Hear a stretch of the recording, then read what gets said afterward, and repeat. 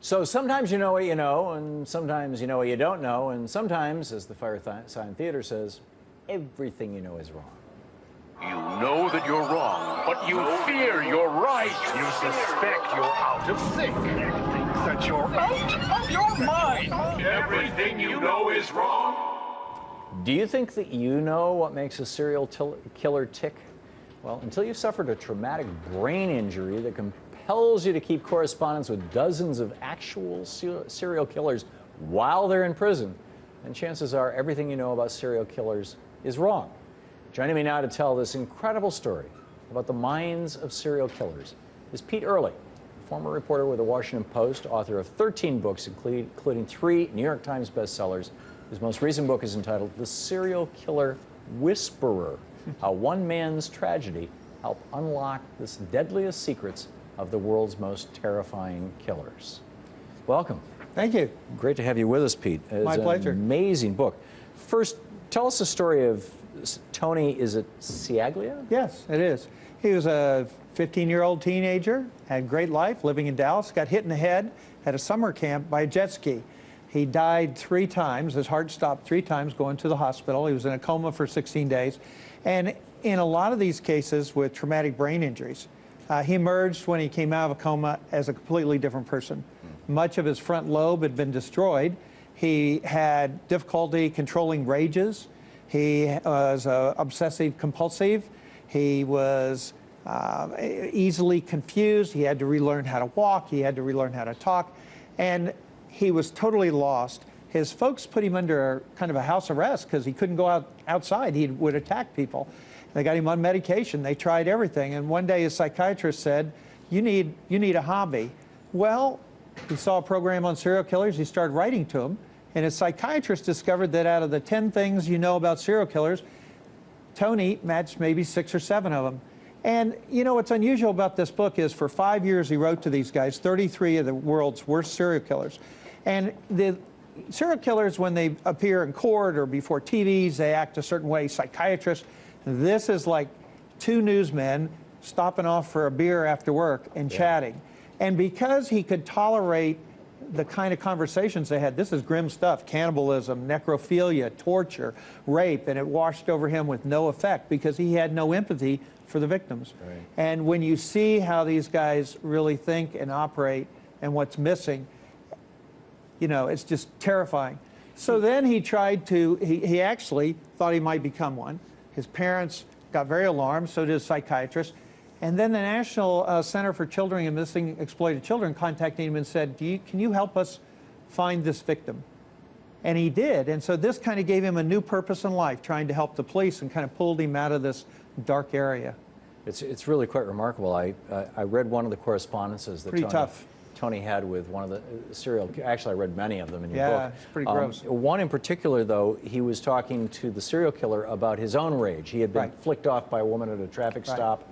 And he described back to the serial killer his own rage. Right. And the serial killer responded saying, doesn't it feel good when you act out that rage? You know, isn't it a sense of release or something like that? It seems that Tony had become a sociopath. I mean, the definition of a sociopath is a person who doesn't have empathy, is not capable of experiencing the emotions of others or imagining the emotions of others. They think of everybody else in the world as kind of objects to move around.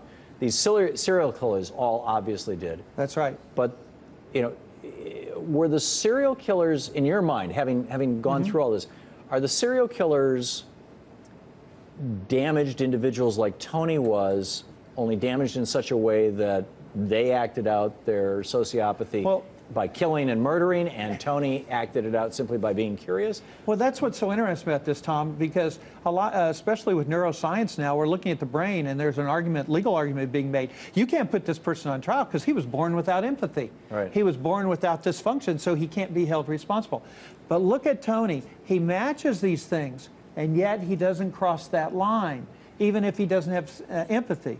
So is it damage to the front, or is there something more? Is there a pre-genetic disposition? Or, as some argue, is it nurture? If you look at Arthur Shawcross, the serial killer, he was abused, sexually abused by his mother. A lot of these people have horrific pasts. Right. Of course, you can also find somebody like another one in the book, David Gore, had a normal family life. Right. So, you know, it's this funny stew pot of what causes it. Did you see that survey was reported in the New York Times about maybe 2 months ago? We did a show on it here about how a higher percentage than normal of people on Wall Street in the high levels of the banking industry test as sociopaths, as classic sociopaths. Because you don't have empathy for your employees, let's say, or that. And or there's the victims of your financial activities. Now, these guys are completely off the chart, though, when it comes to that. You're talking about total narcissistic behavior where I only want, and pleasure in actually hurting and destroying other lives. These people were horrific, and the damage they caused was horrific. Now, Tony came from a good family.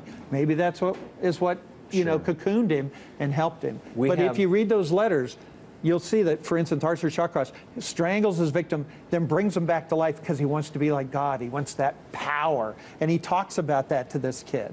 You know, that and David Gore, a complete loser, couldn't get anybody. But all of a sudden, he toys with these women for hours, torturing them. Why? Because all of a sudden, he is the God and the master, and I destroy their life, and I can do anything to you. You're a piece of meat. Yeah, it's frightening stuff. It's genuinely horrible. In the minute we have left, what's the biggest lesson for us all from Tony's experience? Well, I think we had to realize that, you know, at any given time, the FBI estimates there are 50 serial killers walking around among us, and we glamorize them on TV. We have Dexter and these others, Hannibal Lecter, and we go, ooh, wow, what's that like?